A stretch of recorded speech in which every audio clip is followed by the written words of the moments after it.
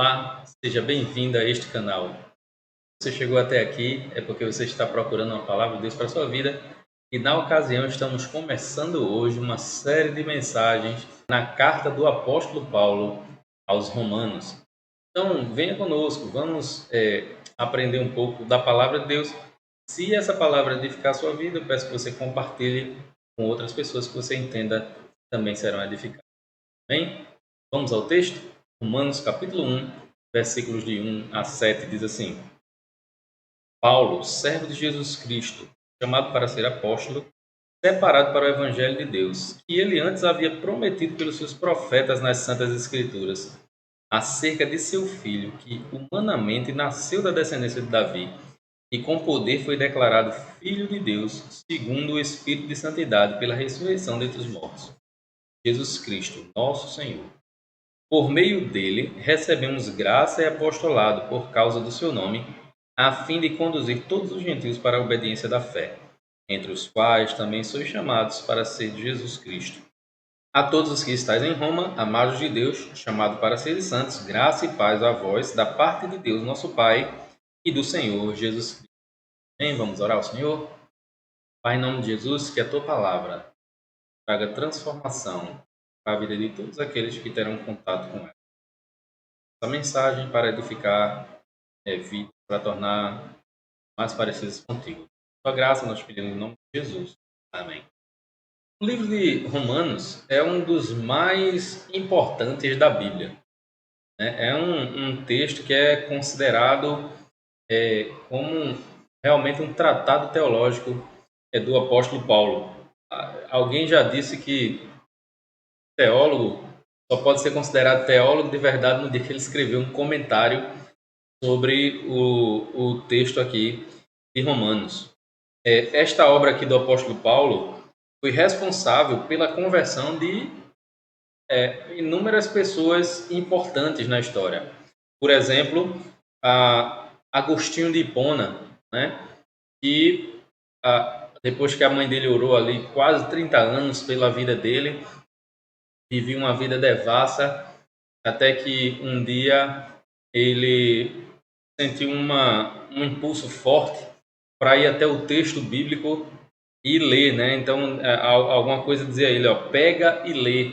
E ele, que já tinha experimentado diversos outros pensamentos religiosos, ele vai ler o texto de Romanos e tudo muda na vida dele, ao ponto de que, certa vez, uma amante encontrou ele em um determinado lugar e ela ficava gritando o nome dele e ele andando, sem olhar para trás, e ela chamando ele andando até que ela o alcançou e perguntou se não estava lembrado, se ele não sabia quem era ela. E ele disse a ela, olha, você é você, mas eu não sou mais aquele. A vida dele foi transformada lendo ali o texto de Romanos, assim como Martinho Lutero vivia se martirizando, né, se autoflagelando em orações e jejuns intermináveis, buscando pagar pelos seus pecados e não conseguia paz de jeito nenhum, até que ele leu Romanos, capítulo 1, versículo 17, diz que o justo viverá pela fé, e ele foi liberto. Ele entendeu que não era ele que ia conseguir a salvação, mas que Cristo já havia feito a obra para salvá-lo. Ou então John Wesley, né, outro nome extremamente importante no cristianismo, que já era pastor, pastor na Inglaterra, né? Estava viajando para os Estados Unidos para pregar lá nos Estados Unidos, e no meio do caminho o barco quase vai a pique numa tempestade, e ali estava um grupo de morávios que cantavam alegremente, louvavam o Senhor, enquanto todos os outros estavam lá no desespero, entre eles o Wesley. E ele não conseguia entender aquilo, e mais tarde, já no continente, num estudo da carta de Romanos a partir dos textos de Martinho Lutero, juntamente com os morávios, Wesley converteu. Wesley aceitou a Cristo como seu Salvador e entendeu que Cristo era a salvação para a vida dele. Então, esse livro de Romanos é um livro de grande importância, né? Uma carta que foi escrita pelo apóstolo Paulo por volta aí do ano 58 depois de Cristo, ou seja, durante o governo do imperador Nero, né? E escrita provavelmente ali da cidade de Corinto. Paulo não conhecia pessoalmente os irmãos ali de Roma. Agora, ele pretendia visitar esses irmãos em breve.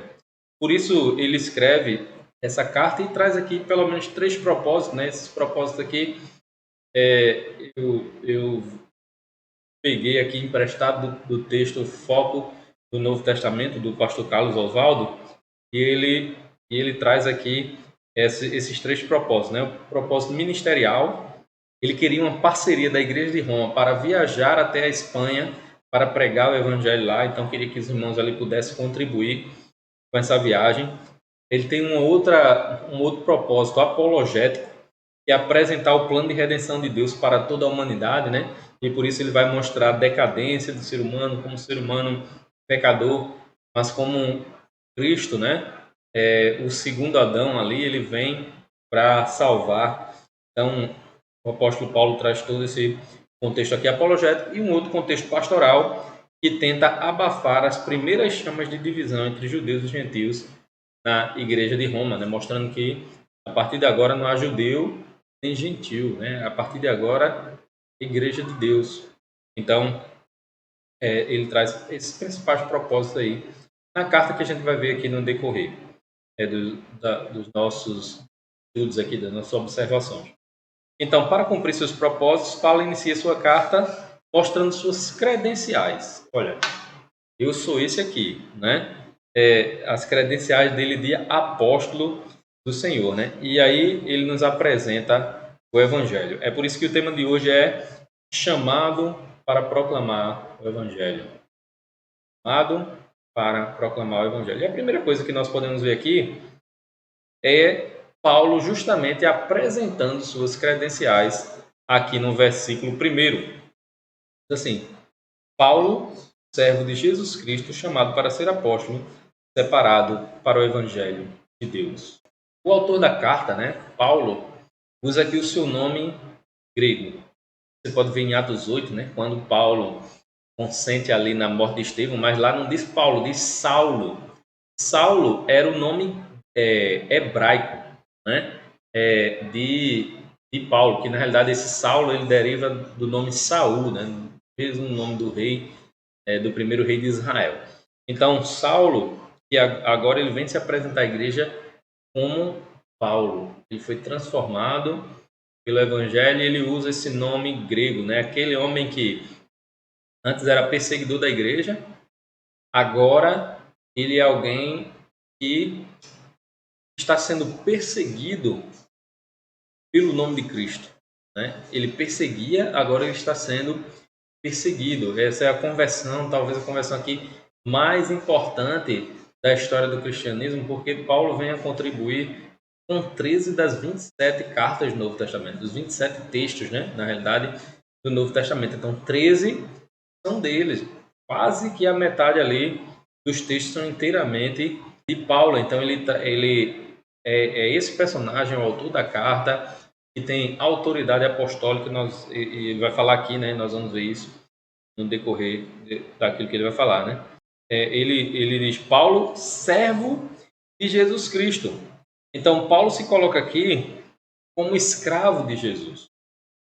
Se pensarmos aqui no Império Romano, o Império Romano tinha mais de 100 milhões de escravos. Para um cidadão romano mesmo, que tem as credenciais como Paulo, né? Paulo usou até essas credenciais para não ser morto pelos judeus. Paulo era um cidadão romano, então nenhum cidadão romano se declararia escravo. Na realidade, o cidadão romano se sentia superior, ele era um império dominante, as outras pessoas estavam dominadas e servindo ao império, tendo que pagar tributo e tudo mais. Então, um romano, de fato, jamais se colocaria como servo, porque a palavra servo aqui é escravo. Então, é assim que Paulo se coloca, né? Paulo, em primeiro lugar, ele se coloca como escravo de Cristo, é a credencial dele, né? Servo de Cristo, escravo de Cristo. E aí ele continua, né? Chamado para ser apóstolo. Então, ele coloca aqui uma outra questão na credencial dele. Ele não decidiu ser apóstolo. Ele não foi por vontade própria que ele foi apóstolo. Ele foi chamado para ser apóstolo. Então, ele é chamado ele é comissionado e não ele decide ir, né? E ele é comissionado aqui, ele é chamado para ser apóstolo. A palavra apóstolo, a princípio, era o nome de um pequeno barco. Passou-se os séculos, né? E essa palavra foi ganhando um novo significado. Ela deixou de ser o barco para ser o capitão do barco. O capitão que era enviado para outros lugares por missões oficiais e tudo mais. Depois sofreu outras transformações e passou a ser enviado. Alguém que era enviado com uma missão, alguém que era enviado com um propósito. Então a ideia de apóstolo é a ideia de alguém que é enviado. É interessante porque essa função na igreja, ela se encerra ali um pouco depois do período de Jesus, né? Tinha os apóstolos, 12 escolhidos por Jesus, depois Judas traiu, tudo mais. Teve Paulo, teve outros que foram chamados ali apóstolos, mas depois disso, desse período aqui do primeiro século, encerrou-se esse ministério, assim como no Antigo Testamento havia encerrado o ministério profético do jeito específico do Antigo Testamento, que eram aqueles que recebiam a palavra de Deus e que escreviam a palavra de Deus, ou que a profecia deles eram escritas como palavra de Deus. Aqui também os apóstolos, é a mesma coisa, né? Os apóstolos eram responsáveis por escrever ali a parte do Novo Testamento. Então esse ministério se encerrou, não existe mais. E Paulo não se colocou para ser apóstolo, como muitos hoje fazem, né? Paulo foi chamado para ser. Chamado por quem? Ele vai explicar, né? Ele foi chamado para ser apóstolo e foi separado para o evangelho de Deus. E é interessante que aqui a palavra separado, ele usa, tem uma ideia aqui, que é o seguinte. A palavra fariseu significava separado também. E para as pessoas era alguém separado, alguém mais santo, né, do que os outros. Então Paulo traz essa ideia. Veja, lembra que Paulo se considerou fariseu, né? Pela lei ele era fariseu e ele diz assim, ele usa o termo assim, hebreu e hebreus. E quando ele usa esse termo, ele está aqui falando daquele hebreu que não se misturava com a cultura grega como outros que se helenizavam, né? Não é o caso aqui do apóstolo Paulo. Então ele usa essa palavra, essa mesma palavra, olha, eu fui separado, mas antes eu era considerado separado, mas era para ser fariseu, eu tinha um zelo pela lei, mas estava indo no caminho errado. Agora não, agora eu sou separado para quê? Separado para o evangelho de Deus, a pregação das boas novas de Deus. Então, para isso é que Paulo é separado. Ora, todos nós, como cristãos, somos chamados para a obra de Deus. E, assim como Paulo, nós precisamos reconhecer quais são as nossas credenciais, nós precisamos conhecer quem nós somos na obra de Deus. Deus nos chamou para quê? Se você recebeu a Cristo como seu Salvador, você é chamado por Deus. Então você precisa entender o seu papel no reino de Deus, assim como o apóstolo Paulo entendia, né? Temos uma obra a cumprir enquanto Deus nos permite estar aqui nesse mundo e por isso precisamos entender qual o papel que nós temos a cumprir em tudo isso, para que Deus nos chamou, qual é a tarefa que Ele tem para nós específica ali dentro do reino. Segunda coisa, além de Paulo mostrar ali suas credenciais, ele traz aqui também, ele fala sobre a origem do Evangelho. Ele foi chamado para o Evangelho de Deus. Agora, qual a origem desse Evangelho, dessas boas notícias? De onde ela vem? Versículo 2 assim, que ele antes havia prometido pelos seus profetas nas Santas Escrituras acerca de seu filho, que humanamente nasceu da descendência de Davi e com poder foi declarado Filho de Deus segundo o Espírito de Santidade pela ressurreição dentre os mortos, Jesus Cristo, Senhor. As Escrituras já falavam desse Evangelho. Esse Evangelho já era anunciado desde o Antigo Testamento. Se formos pegar aí todos os textos bíblicos do Antigo Testamento, basicamente falam aí desse Evangelho. Por exemplo, Gênesis 3,15, né? Proto-evangelho, quando houve o castigo ali de Deus para o pecado do homem, ele falou sobre pisar a cabeça de serpente, a serpente feriria o calcanhar da semente da mulher. E ali foi o primeiro evangelho pregado. Depois disso, ele chamou Abraão para que através dele todas as famílias da terra fossem abençoadas. E aí Deus vai desenvolvendo seu plano, mostrando o evangelho da salvação para toda a humanidade, né? Então ele dá as leis do sacrifício, onde era necessário que se derramasse sangue, porque sem derramamento de sangue não há remissão dos pecados, mas não era aquele sangue que salvava as pessoas, era o sangue do Cordeiro que viria mais tarde, né? O verdadeiro Cordeiro que tira o pecado do mundo. E Isaías vem falar de perdão do pecado do seu povo, capítulo 53, quando ele fala daquele servo de Deus, né, que sofreria tudo aquilo e carregaria sobre nós o seu pecado. Ele levou sobre si as nossas dores, né, pelas suas pisaduras fomos sarados. Então, Isaías 53 traz essa explanação. Também Jeremias falando da nova aliança, a necessidade da nova aliança que iniciaria, né, e que, diferente da velha aliança, não estava apenas restrita aos judeus, mas agora seria a igreja do Senhor, né, que assumiria essa aliança. Ou Joel, o profeta Joel, né, que fala do derramamento do Espírito que aconteceu ali em Pentecostes. Enfim, durante todo o Antigo Testamento, profetas falam desse evangelho. Esse evangelho ele está descrito nas Escrituras, desde o Antigo Testamento até a vinda do Senhor, que se concretiza nesse evangelho. E esse evangelho é acerca do Filho de Deus, Jesus. O evangelho é o próprio Cristo, são as boas novas da vinda de Cristo aqui para esse mundo, para morrer no nosso lugar e pagar pelos nossos pecados. Então, eu não consigo chegar à salvação, mas eu chego como? Através do sacrifício de Cristo. Por isso que é uma boa notícia. Agora eu não preciso mais ir para o inferno. Agora eu posso ir para o céu, porque Cristo morreu no meu lugar. Humanamente, ele é o filho de Davi, né? Como um cumprimento da promessa, lá em 2 Samuel capítulo 7, quando Davi queria construir o templo, e acabou que Deus disse, não, você não vai construir o templo, quem vai construir é seu filho. E ali ele dá uma promessa para Salomão, dessa construção. Ele dá a promessa de Davi que não mais tiraria o reino da mão de Davi, e o reino de Davi seria eterno. Jesus é descendente de Davi, é esse rei que descende do rei Davi para ser esse rei eterno que reinaria para sempre no trono de Davi. E que por isso também ele não só teve essa parte humana, e Paulo fala aqui, né?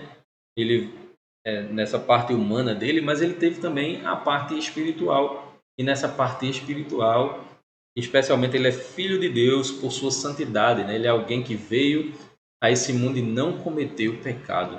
Todos nós pecamos. Qualquer pessoa que passa por esse mundo peca. A gente vai ver mais na frente, Romanos 3:23, por exemplo, né? Todos pecaram e destituídos estão da glória de Deus. Todos pecaram, só teve um que não pecou. E esse foi Jesus Cristo. Então, sua santidade o declara filho de Deus, mas também outra coisa que o declara filho de Deus é a sua ressurreição. Diferente de tantos outros que se levantaram naquela época e até hoje se levantam se declarando o Cristo, né? Muitos se levantavam, se declaravam o Cristo, multidões iam atrás dele, mas vinha o Império Romano, abafava aquela situação, matava o líder, acabou. Morreu a rebelião e a pessoa se mostrava que de fato não era o Cristo. E até hoje tem muitos que se levantam como o Cristo.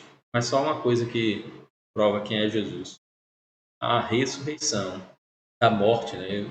Morreu, passou 3 dias e depois ressuscitou. E isso faz a diferença, toda a diferença, porque ele é declarado aqui filho de Deus. Agora, Paulo também nos explica aqui sobre o Evangelho. Por que ele precisa explicar? Por que ele precisa explanar? Porque o Evangelho sempre foi distorcido durante toda a história. Já na época dos apóstolos, eles precisavam enfrentar os judeus, que queriam que as pessoas se tornassem judeus para poder se tornar cristãs, tinham que se circuncidar e tudo mais. Ou então, alguns mais adiante precisaram enfrentar alguns embriões ali do gnosticismo, né, que só no segundo século veio com muita força com Marcião e foi talvez a heresia que mais chegou perto de destruir a igreja, mas nós sabemos que a Bíblia diz que as portas do inferno não prevalecerão contra a igreja. Quando a igreja se tornou a igreja oficial, né, do Império Romano, ali com o imperador Teodósio, a igreja permitiu que muitas pessoas começassem a fazer parte dela agora, indiscriminadamente, e houve muito sincretismo religioso, e isso trouxe muitas dificuldades para o evangelho. Depois veio a Reforma Protestante, que libertou a igreja desse momento, mas logo em seguida veio o liberalismo teológico, que também trouxe muitos problemas para a igreja, por quê? Porque diluía o evangelho, tentava mostrar um evangelho diferente daquele evangelho pregado nas escrituras. Também, mais recentemente, a gente pode dizer agora nos nossos dias, tem o evangelho da prosperidade, ou a teologia do coach, né? São tentativas de distorcer o evangelho, de tornar ele mais light, né? Para que as pessoas possam vir mais fácil, sem... não vamos falar, né, de coisas que são ruins e tudo mais. Então, isso é que eles acreditam. E aí, Paulo precisou explicar o evangelho. É necessário manter o evangelho puro, do jeito que ele nos foi entregue, né? Por quê? Porque o nosso papel é proclamar o verdadeiro evangelho. Pois qualquer coisa que a gente acrescente ou retire dele nos levará pelo caminho errado. Veja, um evangelho errado, uma interpretação equivocada da palavra de Deus, não nos leva para o caminho certo, nos leva para o caminho errado. Tem muitas pessoas que usam a palavra de Deus, mas usam a palavra de Deus de forma equivocada, de forma errada, tentando aliviar aquilo que a palavra de Deus ensina. Isso vai produzir um caminho errado, certo? Caminho errado. Então nós precisamos guardar firme o evangelho, assim como Paulo tentou fazer aqui na carta aos Romanos. Eu e você temos o trabalho de poder manter o evangelho fiel e verdadeiro. Nós não podemos aceitar distorções do evangelho. Terceira e última coisa, o verdadeiro cristão é chamado pelo verdadeiro evangelho para fazer parte da igreja de Deus. Então, um cristão que é verdadeiramente cristão, ele só é verdadeiramente cristão se ele foi chamado pelo verdadeiro evangelho. Então, tem pessoas que começam a fazer parte da igreja porque acham que é legal, porque não tem uma coisa mais interessante para fazer, porque seus colegas estão ali, sei lá, tantos outros motivos. Se não for pelo evangelho, pelo chamado do evangelho verdadeiro, a gente não vai estar no caminho correto. Versículo 5 a 7 diz: por meio dele recebemos graça e apostolado por causa do seu nome, a fim de conduzir todos os gentios para a obediência da fé, entre os quais também sois chamados para ser Jesus Cristo. A todos que estáis em Roma, amados de Deus, chamados para ser santos, graça e paz a vós da parte de Deus, nosso Pai e do Senhor Jesus Cristo. O apóstolo Paulo aqui, ele deixa claro que ele só pode ser salvo e chamado para ser apóstolo por conta do evangelho, né? Por meio dele recebemos graça e apostolado. Por meio dele quem? Do evangelho. E a gente pode pensar aqui também por meio de Jesus Cristo, que é como termina o texto anterior. Jesus é o evangelho. Jesus é as boas novas do evangelho. Então Paulo só pode ser apóstolo, Paulo só pode ser crente na realidade por conta do evangelho. Por meio dele recebemos graça, salvação, favor imerecido e apostolado, né, por causa do seu nome, Jesus Cristo. Então, é o evangelho quem faz isso conosco, transforma a nossa vida, transformou alguém, como o apóstolo Paulo, que era perseguidor da igreja, e agora ele é perseguido por conta do evangelho. Além do mais, Paulo nos dá detalhe aqui do seu chamado, né? Ele diz, olha, eu fui chamado para os gentios, né? A fim de conduzir todos os gentios para a obediência da fé. Então, ele tem a consciência do exato chamado dele. Ele é chamado para ir até os gentios. É interessante porque quando os gentios começam a se converter, porque no princípio ali em Atos os cristãos eram todos judeus, mas quando começa a se converter, aí no capítulo 15 de Atos, tem o Concílio de Jerusalém. E Paulo e Silas são conclamados a defender porque que devem aceitar os não judeus, né? Os ímpios ali na igreja, os gentios ali na igreja. E Paulo defende, e Paulo e Silas ganham ali a questão, a discussão. Os judeus ali aceitam os gentios, porque agora não tem judeu nem gentio. Agora é a igreja de Deus. Deus está movendo os corações de todos eles. Então, eles aceitaram ali tudo que foi dito por eles. Paulo tinha esse ministério, né?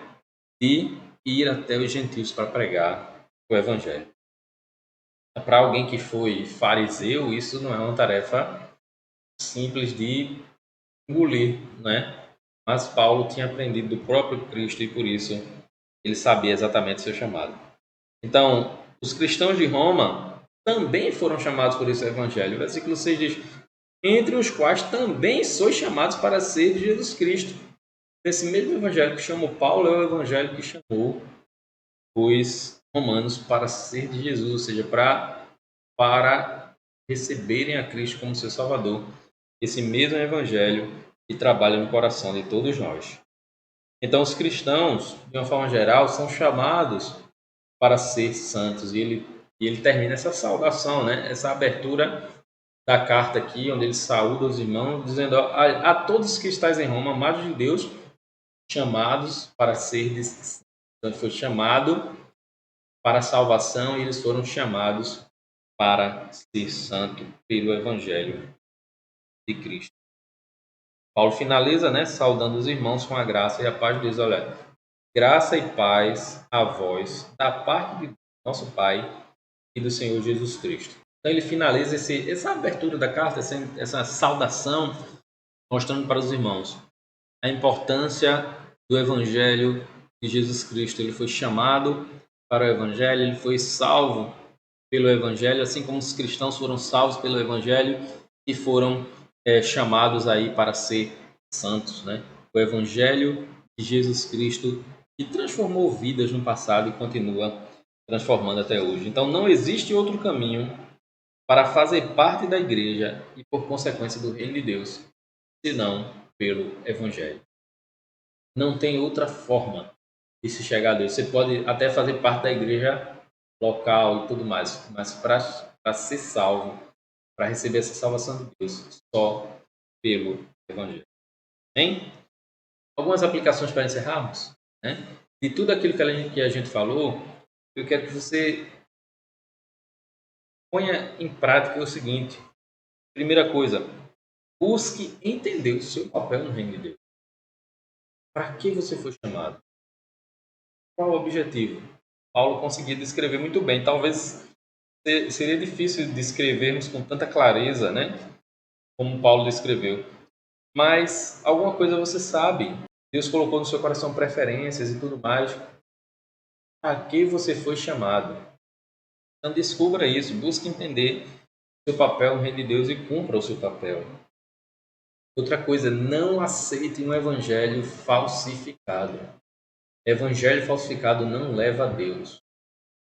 Evangelho falsificado leva para longe de Deus. Portanto, precisamos andar num evangelho correto, no evangelho que o Senhor deixou escrito, né, na sua palavra, né, as boas novas de que Jesus veio ao mundo, deu a sua vida, ressuscitou ao terceiro dia, perdoou os nossos pecados. Então, nós não podemos aceitar um evangelho que diga diferente disso, né, que diga que nós não somos pecadores. A Bíblia diz que nós somos pecadores, os mais miseráveis possível.